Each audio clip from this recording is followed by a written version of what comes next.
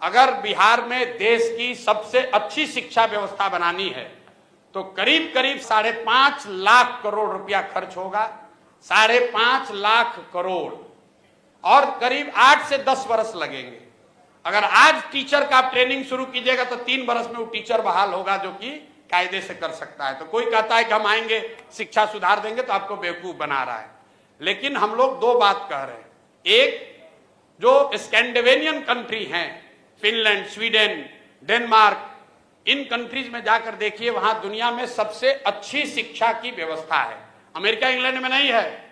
सबसे अच्छी शिक्षा की, प्राइमरी शिक्षा की ये व्यवस्था स्कैंडिनेवियन कंट्रीज में है, फिनलैंड में, स्वीडन में, डेनमार्क में। वहां पर उन्होंने क्या किया है, उन्होंने एक बहुत सिंपल चीज निकाला कि rather than taking school to every village, they are taking children to the good school. मतलब हर गांव में स्कूल बनाने के बजाय 4-5 जगह पर, अच्छी जगह पर बड़े स्कूल बना दिए गए और लोगों को स्कूल बस की सुविधा दे दी गई ताकि लोग अपने बच्चों को वहां भेज सके।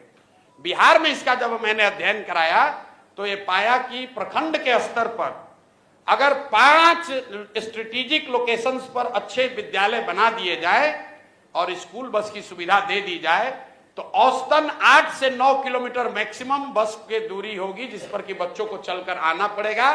20 से 30 मिनट से ज्यादा समय उसको नहीं लगेगा। तो बिहार में पहली चीज हम लोग ये करेंगे कि हर प्रखंड में कम से कम एक विद्यालय जो अभी है उसको अपग्रेड करके नेतरहाट के स्तर का विद्यालय उसको बनाया जाए। ये एक विद्यालय क्यों?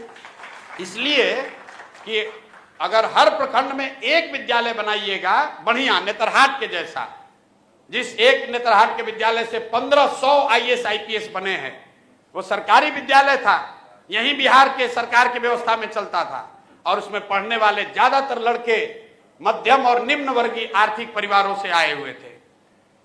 वैसा अगर स्कूल बनाना है तो करीब करीब 15 से 17 हजार करोड़ रुपया खर्च होगा हर साल। इससे ज्यादा पैसा है नहीं बिहार के पास। तो हम लोग ये कह रहे हैं कि हर साल हर प्रखंड में कम से कम एक विद्यालय बनाएंगे ताकि अगले 5 वर्ष में हर प्रखंड में 5 नेतरहाट के स्तर का विद्यालय जरूर हो जाएगा। दूसरी बात, हम अगर 5 वर्ष में शिक्षा सुधारेंगे, आपका लड़का 6वां में है, 8वां में है, आप कैसे सुधरिएगा? आपका समय तो निकलता जा रहा है। उसके लिए हम लोगों ने कहा कि जैसे ही सरकार बनेगी तो गरीब लोगों को यह सुविधा दे दी जाएगी कि अगर आप चाहें तो आप अपने बच्चे को प्राइवेट स्कूल में भेजिए और प्राइवेट स्कूल का रेगुलेटेड फीस सरकार की ओर से भरा जाएगा। मतलब कई आदमी कोई समझ में नहीं आ रहा है, कह रहा भैया तो सब तो प्राइवेटे में भेज देगा। बिल्कुल नहीं भेजेगा। ये अमेरिका में या कई देशों में ये व्यवस्था लागू है। जब आपका बच्चा होता है आपको मिलता है दोनों ऑप्शन, प्राइवेट में पढ़ाओगे कि सरकारी में पढ़ाओगे। ज्यादातर लोग सरकारी में पढ़ाना चाहते हैं। आपसे अभी पूछेंगे कि आपका लड़का साइंस कॉलेज में पढ़ेगा कि पटना में प्राइवेट कॉलेज में पढ़ेगा, आप कहिएगा भैया साइंस कॉलेज में नाम लिखवा दीजिए।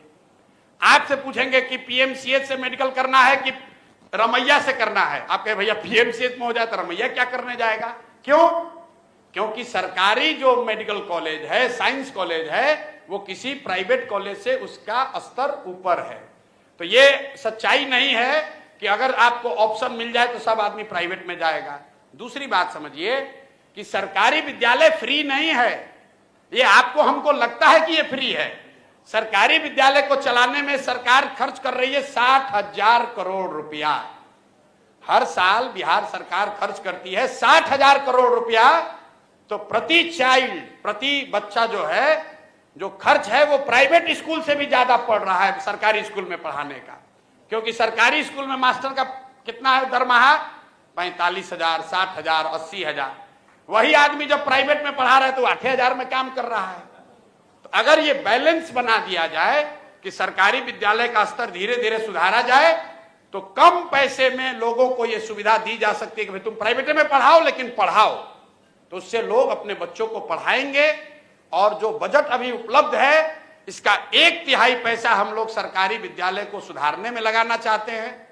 1/3 पैसा प्राइवेट स्कूल में जो अपना बच्चा को डालेगा उसका फीस भरने के लिए देना चाहते हैं।